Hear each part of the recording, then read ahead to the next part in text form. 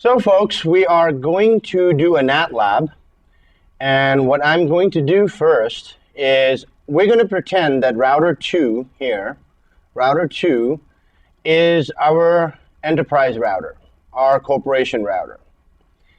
And we're going to pretend that PC1 and PC2 are our private network. These are the people that work in our company. Unfortunately, we only have 2 companies, so apparently we are a very poor organization. But if you remember, PC1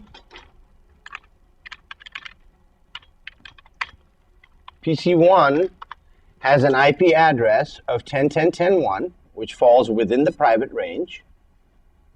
And if we look at PC2,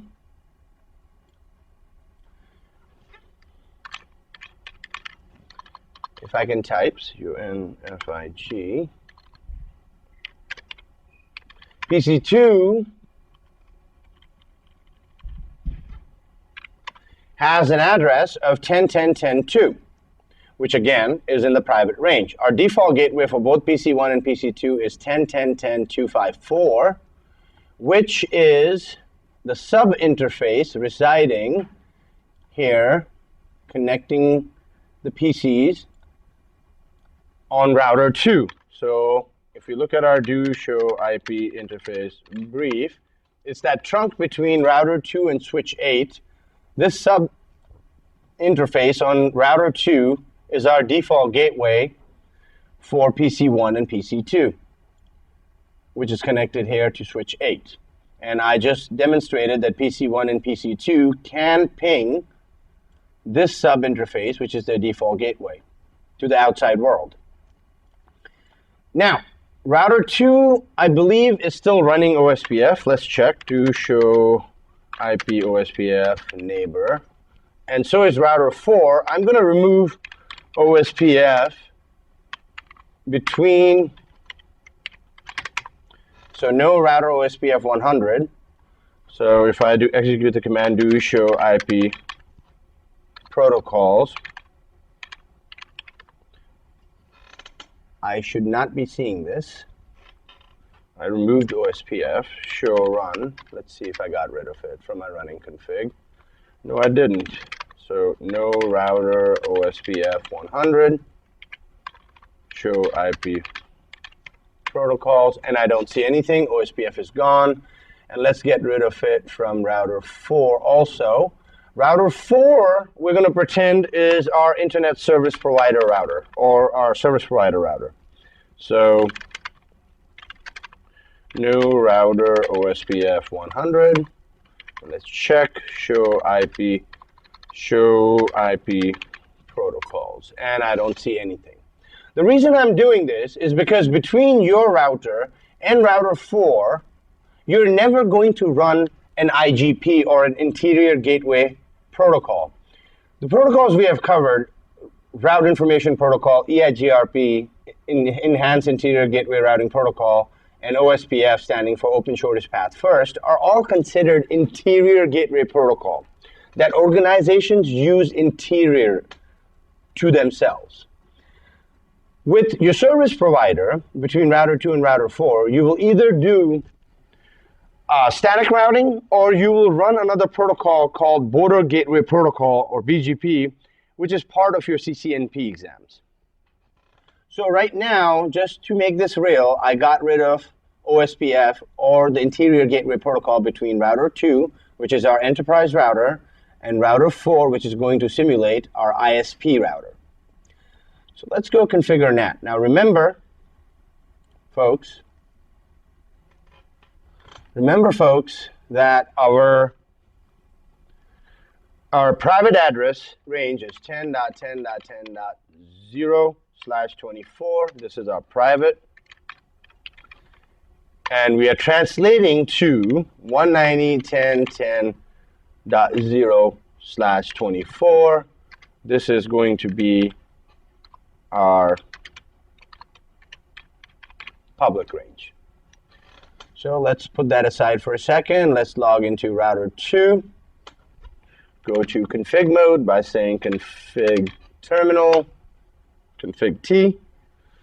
And first, let's create our pool, our public pool, our step one. So IPNAT, if I hit question mark, it asks me for the word pool. So I say pool. I hit the question mark feature again. I use the help feature again by executing the question mark command. And it is asking me for a pool name. So the pool name is going to be, let's make it CCNA, space question mark. And you see it is asking me for the first IP address or the start IP address. So in the /24 network for 190.10.10.0, the first address would be 190.10.10.1. Space question mark again, and it's asking me for the last address or the end address, which is going to be 190.10.10.254. Space question mark. Now it's asking me for the net mask or the subnet mask. So for the keywords net mask, type that in. And now it's asking me to type in the actual mask, which is 255.255.255.0. Step 2 is to create a standard access list and to permit the 10 network, which resides on PC1 and PC2, out after being translated towards the ISP, which is router 4. So go back to router 2 and create our standard access list to permit the 10 network out. IP access list standard, and we will call this access list NAT. Then I'm going to say, now remember guys, this NAT here is case sensitive. So if you create your access list with uppercase letters, make sure you match it when you apply your access list anywhere. Okay, so now coming back to the access list, permit 10.10.10.0, and my wildcard is going to be 0.0.0.255. Remember, to get the wildcard, you simply subtract your network mask, which was 255.255.255.0 from 255.255.255.255, which yields 0.0.0.255. Exit out of here. Now I'm simply going to tie step 1 and step 2 together with the command IPNAT inside source. My inside source list is tied to an access list called NAT. So NAT in caps. And then pool, the word pool. It's giving me 2 options. So I'm going to go with pool. The interface option is not relevant for CCNA. So the word pool. And then our pool name, if you remember, IPNAT pool here was CCNA. We type in CCNA. Now if I execute the help feature again, there's the keyword overload. We're going to look at that in a moment, but for now, I'm going to ignore it. Now I go apply my NAT. So if you see F0/0 is facing router 4, which is my service provider. So F0/0 is actually facing the internet. F0/1 is facing my inside addresses, which are the 10 network.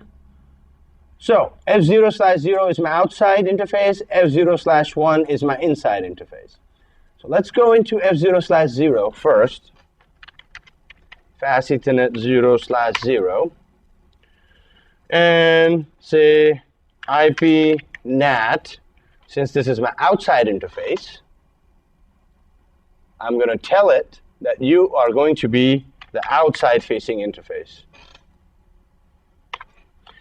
Then for my inside interface, I can't go, if I execute the do show IP interface brief command, you see I cannot go and apply it to the main interface, Fast Ethernet 01, because we have router on a stick configured on this interface. So I actually have a sub interface carrying the 10 network or with the IP address in the 10 range. So I'm going to have to apply my NAT to this sub interface. So to apply anything to an interface, you first go inside that interface, fast Ethernet 0/1.10, and I will say IP NAT outside. So let's do a show run and check our work before we test this, as is good practice. I have IP NAT outside on my fast Ethernet. Wait, I was supposed to say IP NAT inside on the F0/1.10 interface, so let's go back in there. F0/1.10 IP NAT. It's actually my inside interface, guys, because it's facing the 10 network. Exit out again. Now let's check our work. Show run. And on the fast Ethernet 00 interface, I do have the command IP NAT inside, IP NAT outside. And on the fast Ethernet 0/1.10 command, I have the IP NAT inside command. Let's get rid of this IP access group CCNA in. This is from leftover from our access list lab, and I don't want it to interfere with our NAT lab. So just copy and paste it with the keyword no in front. Let's check our work again. So once again, fast Ethernet 00 facing router 4, our ISP router. I have IP NAT outside since it's the outside interface. Fast Ethernet 0/1.10 has the command IP NAT inside since it's my inside interface. Let's check our NAT commands. I have my IP NAT pool CCNA describing my pool. First address being 1, last address being 254. I've tied the pool and the access list together with the IP NAT inside source list NAT, which is my access list name, pool CCNA. My pool name, as I see here, matches with CCNA. And the keyword, the list name, access list name, NAT, matches my access list name or my standard access list name, permitting the 10 network out. So at this point, I should be good to go. So let's test our NAT. I'm going to attempt to ping router 4 from PC1. So once PC1 sends an ICMP echo towards router 4, the source address in that echo packet will be 10.10.10.1, since PC1's IP address is 10.10.10.1. Once this packet reaches router 2 should replace that 10.10.10.1, which is a private address, with a public address. That is, our public pool is the 190 range, so it should replace it with 190.10.10.1. Since router 4 resides in the public domain, or it is your service provider router. So let's try and ping ping 150.101.45.4. If you remember right, let me just show you anyways. Router 4's fast Ethernet 00 interface. The address is 150.101.45.4, which would be this interface, fast Ethernet 0/0. So let's go ahead and ping 150.101.45.4. First request will time out for the ARP request reply process.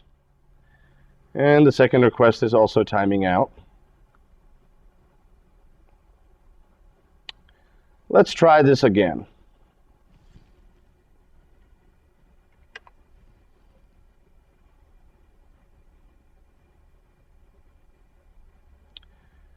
And our requests are timing out. Now, why is that? Well, guys, remember I took away the routing protocol between router 2 and router 4. And I'm doing this to emphasize a point. All the NAT commands that we did on router 2, the IPNAT inside, the IPNAT outside, and the rest of these commands here, this is what you will be, don't worry about the IP classless command. I will explain what that is later. It has nothing to do with NAT. But these commands, the NAT commands that you did, this is what is expected of you on the CCNA lab. And the IPNAT inside command and the IPNAT outside command. The routing part, the static routes that I'm going to create between router 2 and router 4 are not part of the NAT lab when you're going to solve it on your CCNA exam. So you won't have to do that. It will already be done for you. You just have to take care of the NAT process and ping across and see if it works. But since I've taken away routing between router 2 and router 4, I have to create static routes, as you would have to in the real world. So we go to router 2, and we need to create a route to all destinations on the internet. Now, if you remember, to create a route for all destinations on the internet, you have to create a default route or set the gateway of last resort. So the command syntax would be IP route 00000000, which stands for any destination IP network with any destination IP mask. And my next top address is my ISP router, which is router 4, so 150.101.45.4.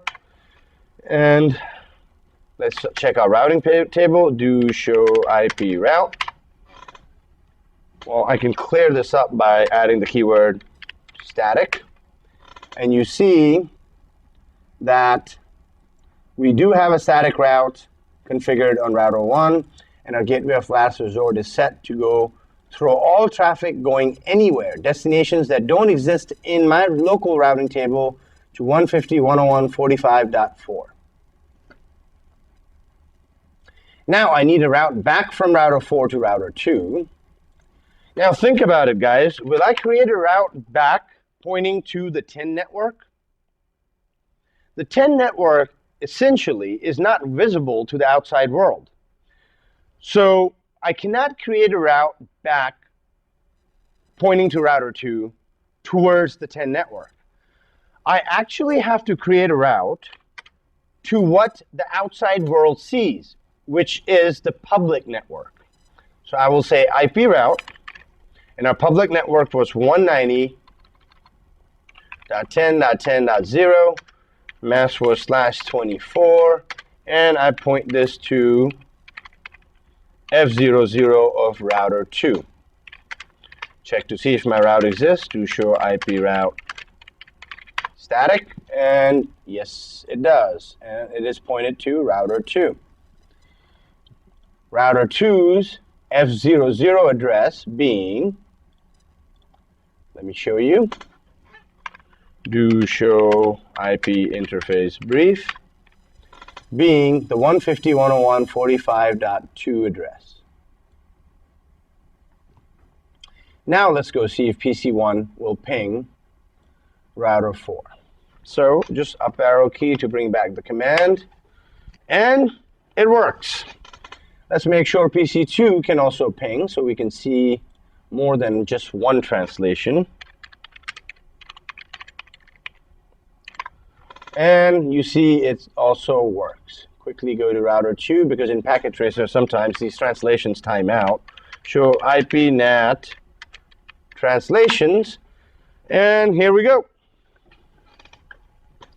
Now, let's look at this table. You have the 10.10.10.1 address being translated to the 190.10.10.1 address. You have, and we sent 5 pings, 1, 2, 3, 4, I lied, we sent 4 pings. And the 10.10.2 address being translated to the 190.10.10.2 address. Now, the keywords inside local. Inside local basically means your local address on the inside of your network, as you or the people sitting on the inside of your network or your private network will see you. So people sitting on the private network will see PC1 as 10.10.10.1. Now the inside global means your inside address, the 10.10.10.1, as it will be seen globally by the outside world. Your outside local address is the address in the return packet, the source address in the return packet. So router 4 will send the echo reply back to PC1. So the source address in the return packet, which will be the address of the F00 interface on router 4, as seen by you locally on the inside network. Of course, you will see 150.101.45.4 returned to you. And the outside global is the outside address, again, router 4's address, as it is seen globally by the rest of the world, which both these addresses are the same, because we, in this case, are not doing a reverse NAT, which is part of your CCIE and CCNP prep. Now, I see my NAT address table, it timed out. Let's do a ping again so that we can see it again. On real routers, guys, this doesn't time out so quick, but we're dealing with packet tracer here. So if I execute the command again, you see that .1 got translated. Now this time .1 got translated to .2. So because .1, I believe the router was already taken, so it translated 10.10.10.1 to 10.10.10.2.